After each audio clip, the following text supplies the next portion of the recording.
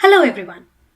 In this video, we will learn about the importance of incorporating visual aids in lesson content and ways to search for relevant visual aids. Visual aids are any form of instructional tools that are primarily intended to appeal to the vision of a target audience. In the previous lesson, we learned that visual aids for lesson content can be in many forms, such as images, maps, graphic organizers, videos, podcasts, and simulations. In the publishing industry, visual aids are usually in the form of printable media, such as images, illustrations, graphs, graphic organizers, and maps. Visual aids play an important role in building effective lessons due to a number of reasons. Some of these reasons are: visual aids such as diagrams, illustrations, and maps help comprehend the underlying concepts and facts better than mere written text. Visual aids such as graphic organizers, concept maps, and charts help learners connect and retain information easily for a long time. They help make the lesson more engaging and interesting. Visual aids along with written text help present information to learners in more than one ways. This allows learners with different learning styles or learning preferences to access information in their preferred method, leading to better learning. And visual aids add to the aesthetic appeal of books and lessons, thus hooking learners to lessons for longer periods.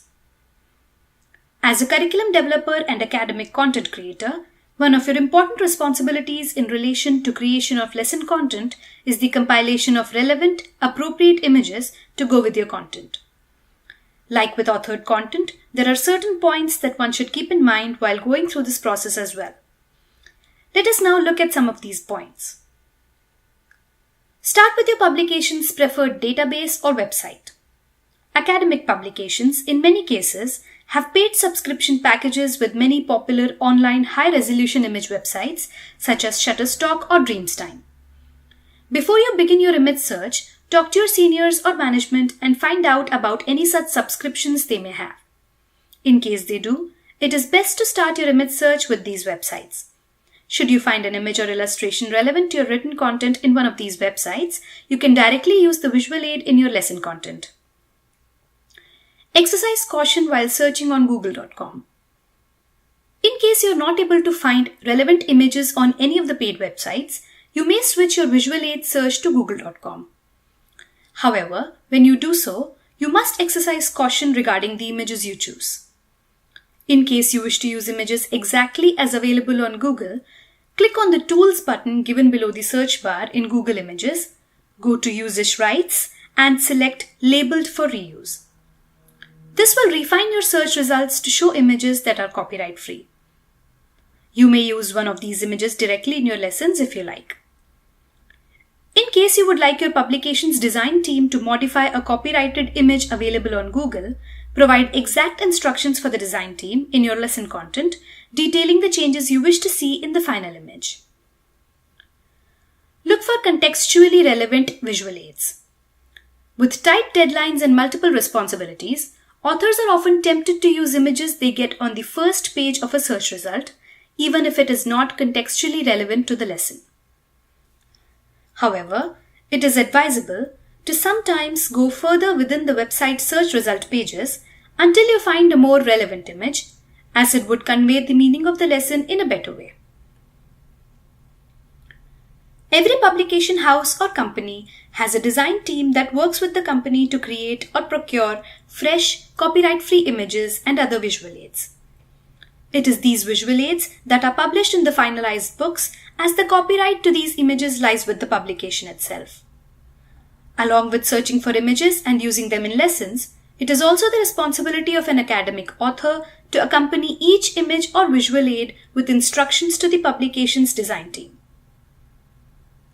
These instructions are often written somewhere around the visual aid used in the lesson as per the publication's individual template or format, and are used by the design team as a guide to creating the final images for books. While writing such instructions, there are a few points an author should keep in mind in order to ensure that the final visual aids are created as expected. Be as specific as possible. Vague instructions are a strict no-no for the design team. While giving instructions, always be as clear as possible in order to get a near perfect design. For example, instead of show a straight line, be more specific and write draw a horizontal straight line in black color going from the toenail of the person on the far left to the leftmost leg of the brown chair. Write how you picture it. While giving instructions to the design team, always ensure you describe the final image or illustration exactly as you might be picturing it in your mind. This would ensure that you get a near-perfect replica of your expectations. Give subject-independent instructions. While you are an author and expert at your own subject, it would be unfair to assume that the people in the design team would know the specific vocabulary used in your lessons. Also, one must remember that the design team would probably not be reading your textual content to match your images to them. Hence, instructions to the design team should always be given in a language understandable to common people who may or may not have much knowledge of your subject. Giving long instructions is not bad sometimes. Sometimes you might come across a requirement for an illustration that needs to be freshly created, and you might not be able to find any reference images or illustrations for the design team to base the final illustration on. In such cases, giving a detailed instruction for the design team would actually be beneficial, as they would be able to clearly match your expectations. For example, instead of an instruction such as show a girl shopping at a department store, give a more specific instruction such as show a girl about 10 to 12 years wearing a blouse and jeans pushing a shopping cart. The girl is at a department store and to her left are the shelves containing vegetables. The girl's shopping cart contains groceries such as milk, bread, eggs and flour. The girl is picking up a vegetable. She is smiling. Compiling relevant, appropriate and copyright-free images is a process in which perfection gradually comes with practicing the principles and techniques discussed in this lesson. As you look for visual aids for your content, remember that whatever you choose should benefit the end user, that is, the learners. To learn more on this topic, explore the additional resources given near the end of this week's module. You can also use the internet to research more on the topic and should consider posting any good web links that you find to the week's general discussion forum. Thank you, and I will see you in the next lesson.